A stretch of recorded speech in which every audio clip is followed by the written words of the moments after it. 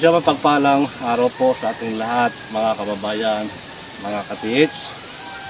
At muli ay akin pong ididemo ito pong napusuan ng ating pong ka-TH mula po sa bansang Kazakhstan, mga ka-TH. From country of Kazakhstan, this is tripole antenna. This is device, your order.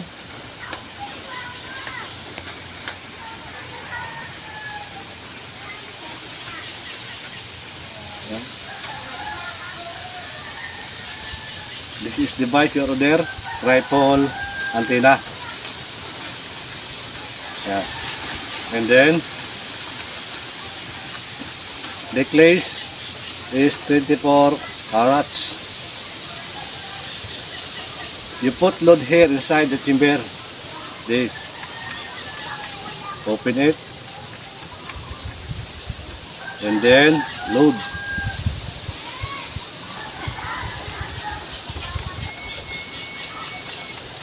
Yeah, close. I look it. Bracelet 18 carats. Here.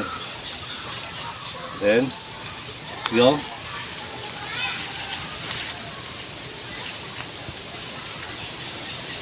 At mga ka-TH, ito po yung long range locator tripole antenna. Napuso po ng ating isang ka-TH mula po sa bansang Kazakhstan. Isang tripole antenna. Ito po mga ka-TH, yung kanyang napusuan. At ganoon pa rin mga ka-TH, itong antenna ipapahid sa lupa. Ayan. Nasigod na lang mga ka-TH para sa pagpapalakas po ng ating frequency sa lupa, kapahid. Ayan. At ito ka-TH, muli ay dandahan po itataas atin pong tripole antenna para sa pagpapalakas po ng ating frequency at mabilis yung masasagap yung atin po inilolocate. Ayan. Ka-TH, dadaan taas. Ayan. Maglulukit agad siya doon. Taas. Ayan. Baba. Taas uli. Ganyan lang ka-TH ang gagawin nyo. Ayan. Huwag nyo siya ka-TH kukontrahin. Huwag siya pumapaling. Ayan. Ayan. Ito lang ka-TH ang gagawin nyo. Ayan. Hayaan siya mag-locate ng kanya. Pag mas nakatiit yung ating pong dulo ng antenna kung saan siya bumabaling.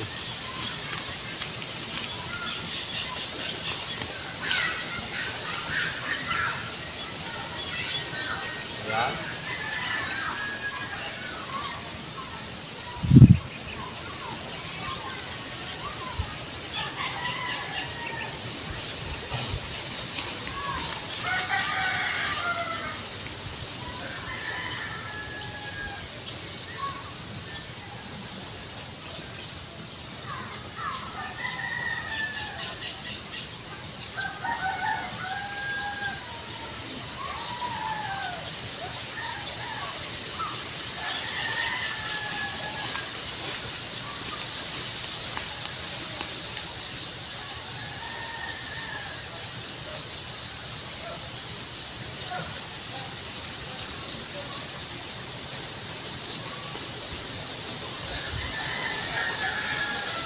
At mga ka-TH, pag po kayo ay magtataas po ng ating locator, yung tamang taas lamang po, huwag kayo magtataas na nakaganon. Yan. Ang mga ginagamitan po ng medyo mataas na ganyan, yun na pong mga battery, operated battery, na yan naman ay kusa siya nagtuturo na. Kahit po nakaganon. Ay ito po mga ka-TH, ito po ay manual na tamang taas lamang, tamang level. At sa mga magandang ka-TH, yung medyo mababa para kita po natin yung antenna kung paano siya humihila o gagalaw doon po papunta sa ating target. Ayan, ganito lang ka-TH. Kung magdadalawang kamay kayo, ganito lang po yung tamang pagtaas. Nakikita natin yung dulo ng antena, yung medyo mas mataas tayo sa ating pong antena. Huwag pong maglulukit ng hanggang dyan. Pwede po yan kung sanay na po kayo sa paggamit po ng tripod antena. At ramdam na po ninyo kung paano yung gumagalaw yung ating pong tripod antena. Ayan. Ganoon lang mga katiis yung gagawin nyo, yung tamang taas lamang. Ayan, ganyan lang. Hindi bale, medyo kumuba kayo ng konti, basta po nasa tamang taas po yung ating tripod antena. Ayan. Yan lang mga katiis. Nagtataas lamang po dyan yung mga professional na alam na po kung paano mapapagalaw yung tripod antena, yung antena, anumang klaseng locator. At yan po ay pag itinaas nila, ramdam na po nila yan sa kamay yung paghatak, paggalaw po ng anumang locator. At ito mga katiis, ito pa rin po yung napusuan ng ating isang katiis mula po sa bansang Kazakhstan. Ito po yun katiis. Ayan. At ito naman katiis ay akin pong lalapitan. Ayan.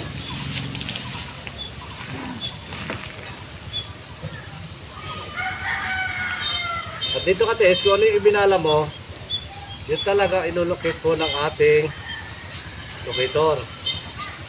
Kaya pag-aralan po ninyo kung paano po yung paghila o paghawak, pagdalaw po ng ating tripod antena o anumang locator po. Ayan. At ito katiis, yung ating target, 18 carats na bracelet. Yan po yan. Ngayon, tatapatan ko siya katiis. Ayan. Pag natapatan po natin yan, yan po ay kusa na siyang, pag tumapat pa lang, yan po ay kusa na siyang ikot. Ayan. Ito po katiis, yung ating target. Ayan. Hanggang po siya ay tumaas ang kanyang frequency. Hanggang sa makaipon po siya. Ayan mga katiis. Ito po yung ating, ito po lalayo ko. Ayan. Basta po natapatan po natin yan. Ito po ang ating target ay, yan na po ay kusa na siyang iikot. Ayan. Hanggang sa pabilis na po yun ang pabilis. At ito mga katiis, hindi po kakalimutan yan pong dulo. Yan, kapahid po sa lupa. At para magkaroon siya ng lupa sa dulo. Yan po ay pag nasa site na kayo para po palakas po ng frequency. At mabilis po ibang content ng lupa natin. Nasa sarili natin tahanan at pupunta tayo sa bundok. O saan man po yung ating area. At ito pa rin po mga katiis. Dadaan pa rin po yung pagtaas po ng ating tripod antena. Ayan. At hintayin po siya na gumalaw. Ganyan lang gagawin yung mga katiis. Kahit po sa single antena. Huwag nyo lang katiis na ipipermis na nakaganan lang po katiis. Kung kayo po ay professional na lang pagkalaw, pwede naman po yan. Pero pag baguhan, huwag po yung mas mataas pa sa inyo yung locator. Ayan. Pero po yan mga katiis, tama lamang. Ayan. Ano lang katiis. Maging yan ay sa single antena. Ayan. Ang ating battery. Ito katiis. Uli ay akin pa rin pong lalapitan. Yan, hintayin nyo lang katiis at kusa naman siyang babaling. Kaya pagtapat ng mga katiis, yan, tapat tayo katiis. Ito yung ating target pa rin. Yan, ito katiis. Yan, pepe na po yung katiis, gagalaw. Yan, automatic yan mga katiis. Hindi man kayo makapagpagalaw po ng mabilis nito. Dito po katiis, huwag nyo po muna hangarin yung makapagpabilis po kayo ng paggalaw ng ating pong tripod antena o locator. At kahit po medyo mabagal o mahina, basta lang po ay sure na yung pong ating natatapakan ay positive doon sa ating nilolocate para sa tama po tayong target mga katiis. At ito po pa rin mga katiis, ito po yung long range locator tripod antena na yan po ay binabalahan. Kung ano po yung ating ibala, yon po ang malulukit po ng ating tripod antenna, maging sa locator, maging sa Japanese one, ganoon rin po sa Japanese aura meter. Ayan mga katiits, ito po yung long-range locator tripod antenna na napusuan po ng ating isang katiits mula po sa bansang Kazakhstan. Ayan mga katiits, ito po yung ating tripod antenna. Ayan.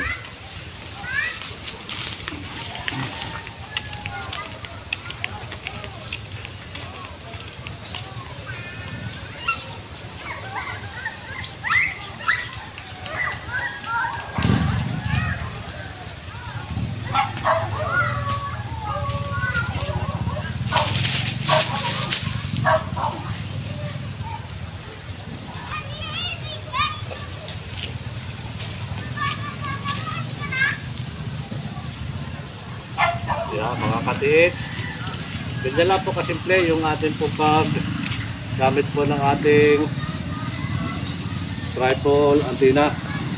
Ayan, yan po ito sana siyang gagalaw, lalo na kapag ayan, kusa po yan sisila sa ating pong target.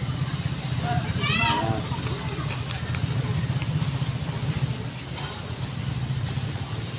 Ayan.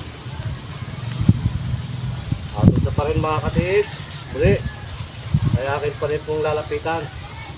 Ayan, ito po yung ating target.